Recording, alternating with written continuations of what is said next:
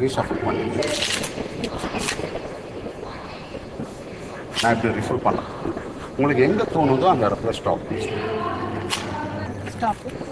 அப்படியே பிரேக்.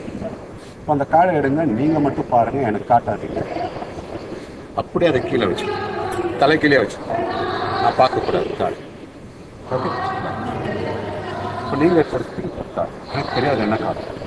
என்கிட்ட வந்து 1 2 3 4 கார்டு. சரி, இது என்ன கார்டு? இது பிளாங்க் கார்டு. நல்லா கவனமாக பாருங்க. இது என்ன கார்டு? பிளாங்க். இது என்ன கார்டு? பிளாங்க். இது என்ன கார்டு? பிளாங்க். 4 blank card. இப்போ நீங்கள் ஒரு கார்டு எடுத்துருக்கீங்க, அந்த கார்டை மட்டும் நினச்சி உங்கள் கட்டை வரலாறு ரைட் ஹேண்ட் தம் நெத்தியில் ப்ரெஸ்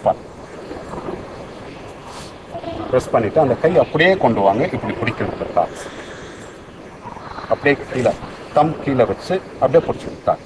ரைட், கொஞ்சம் கார்டு ஓகே நினச்சி இதை வந்து ஜஸ்ட் ப்ரெஸ் பண்ணிட்டீங்க. Okay, thank you. இதில் நான் எதுவுமே பண்ணேன். Right, tell me, what's this your card? Black card. What's this your card? What's this your card? And what's this your card?